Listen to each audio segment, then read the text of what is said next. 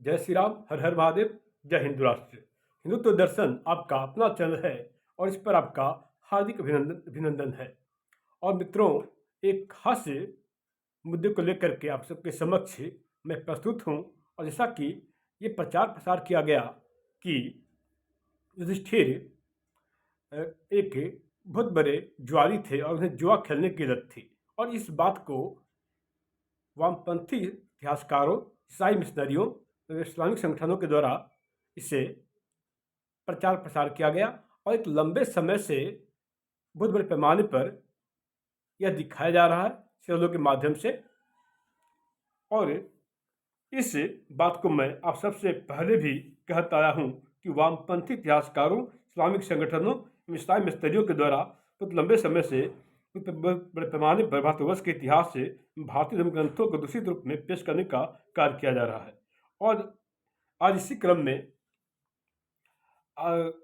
एक बात को जोर शोर से प्रचार प्रसार किया गया कि युधिष्ठिर जुआरी थे, जो कि पूर्ण रूपेण गलत है, शास्त्र गलत है। कारण यह कि शर्तानुसार सम्राट युधिष्ठिर ने 2 अवसरों पर सिर्फ जुआ खेला था, लेकिन इससे प्रचार प्रसार कर दिया गया कि धर्मराज युधिष्ठिर को जुआ खेलने की बहुत बड़ी आदत थी, बहुत बड़ी लत थी।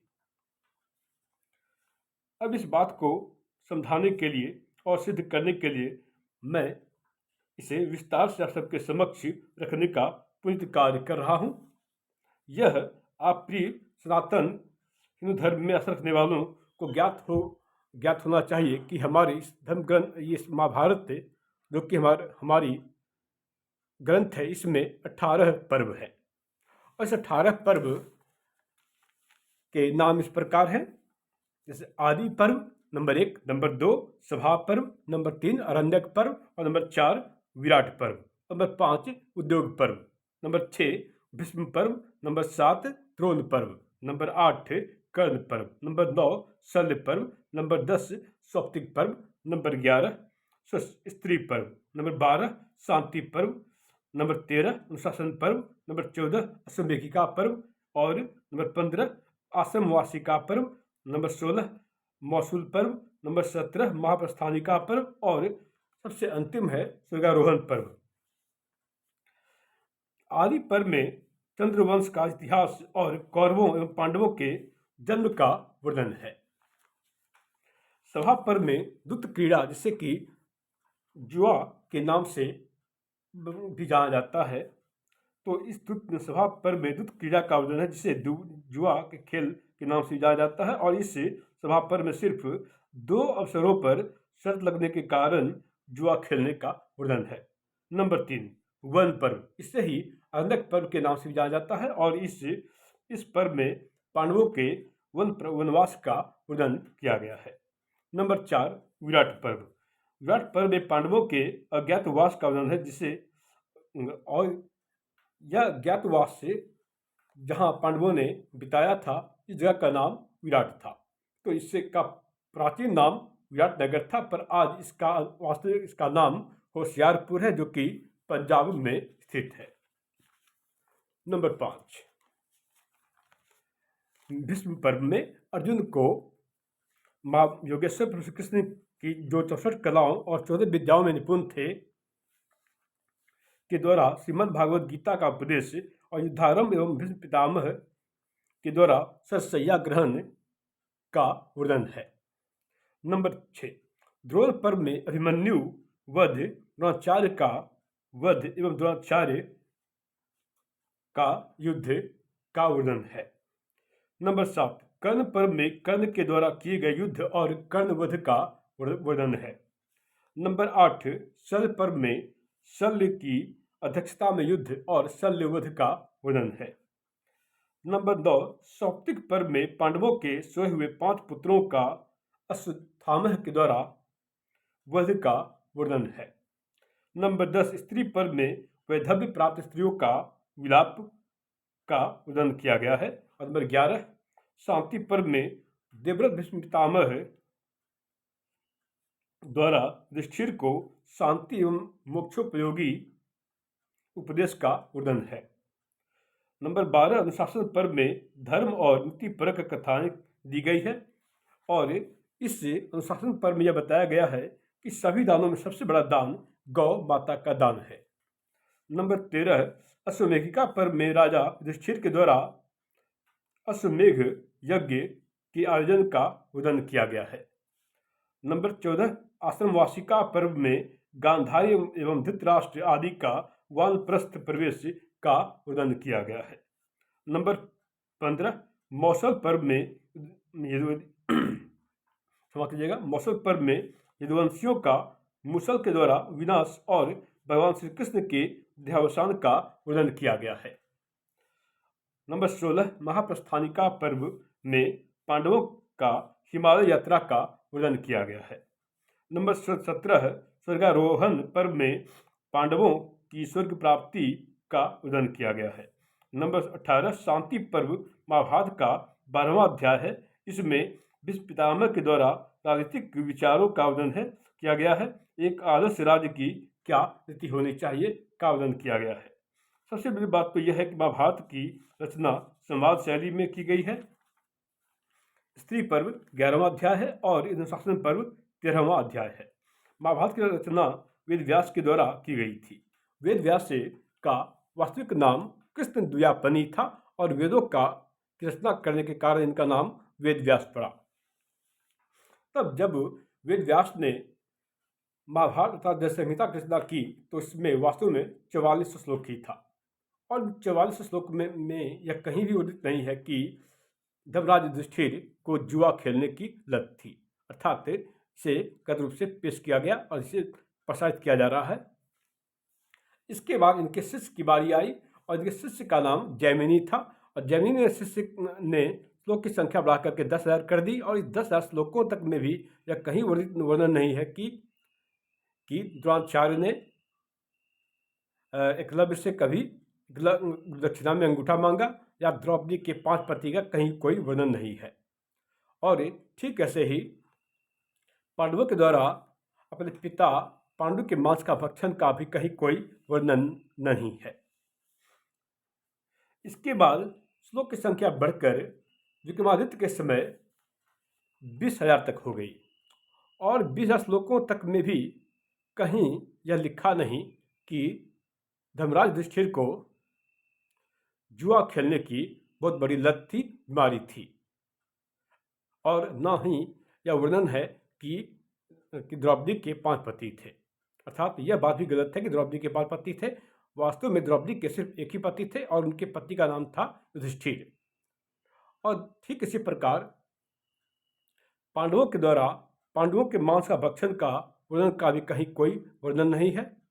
और ठीक ऐसे ही गुरु दक्षिणा में द्रोणाचार्य के द्वारा एकलव्य के अंगूठा मांगने का कहीं कोई वर्णन नहीं है, कहीं लिखा नहीं गया है। बाद में श्लोकों की संख्या बढ़कर 30,000 तक हो गई। इस समय भारतवर्ष आर्यावर्त के सम्राट राजा भोज थे और भोज प्रबंध में उन्होंने बताया भी कि उनके दादाजी के समय इन श्लोकों की संख्या 25,000 तक थी और इनके समय श्लोक की संख्या बढ़कर 30,000 तक हो गई।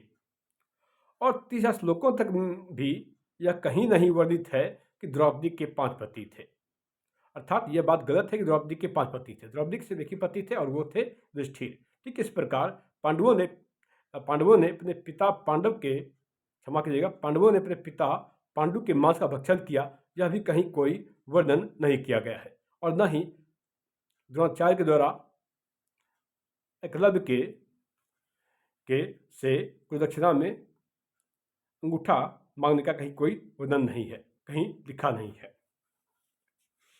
और इस 32 श्लोक पर राजा भोज ने चिंता जताई थी कि यह यदि सही बढ़ता रहा तो न जाने यह कहाँ तक जाकर बढ़ेगा। अतः यह बात सबसे गलत है।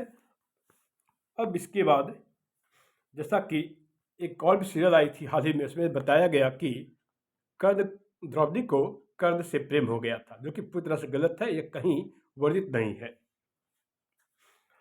और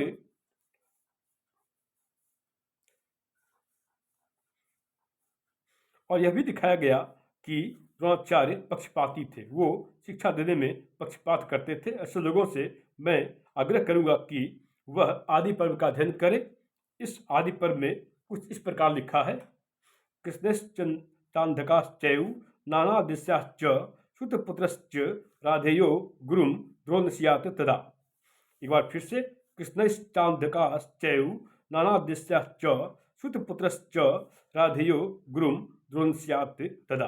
अर्थात गुरु द्रोणाचार्य ने अंधक वंश, कृष्ण वंश और श्रुतपुत्रों को भी शिक्षा दी और अन्य क्षत्रिय वंशों को भी शिक्षा दी। बाद में श्लोकों की संख्या बढ़कर 44 तक हो गई और 44 श्लोकों तक भी यह कहीं वर्णन नहीं है कि पांडवों ने अपने पिता पांडु के देहावसान के बाद उनका मांस का भक्षण किया। न ही द्रौपदी के 5 पति के होने का वर्णन है और न ही कहीं यह वर्णित है कि द्रौपदी को कर्ण से प्रेम हो गया था और न ही कहीं यही वर्णित है कि द्रोणाचार्य ने दक्षिणा में एकलव्य से अंगूठा मांगा था। तो यह बात भी पूरी तरह से गलत है, जिससे कि इसे वामपंथी इतिहासकारों, इस्लामी मिशनरियों एवं इस्लामिक संगठनों के द्वारा इसे गलत रूप से एक लंबे अरसे से प्रस्तुत किया जा रहा है, दिखाया जा रहा है। आप स्वयं सोचें कि यदि धर्मराज युधिष्ठिर को जुआ खेलने की लत होती तो धर्मराज कैसे कहलाते। सनातनी हिंदू धर्म में आस्था रखने वालों वास्तव में वास्तविक महाभारत अर्थात जय संहिता में 44,000 श्लोक थे। जी हाँ, सिर्फ 44 श्लोक थे, लेकिन आज के समय आप इसे क्रय करने जाते, खरीदने जाते, इसका अध्ययन करते हैं, इसमें 1 लाख श्लोक तक पाया जाता है। अर्थात 56,000 श्लोक बाद में इसमें मिलाकर इसे दूषित रूप से पेश करने का कार्य किया गया और हमारे महापुरुषों को गलत रूप से पेश करने का कार्य किया गया। वास्तव में भारतीय महाग्रंथों को दूषित रूप में पेश करने का कार्य इस्लामिक आक्रांताओं के आगमन से प्रारंभ हुआ। इस्लामिक आक्रमणकारियों के द्वारा सनातन हिंदू धर्म के ग्रंथों ही नहीं अपितु पुरानों महाग्रंथों को भी दूषित रूप में पेश करने का कार्य किया गया। ज्ञात हो कि सन 1091 में अल-बरूनी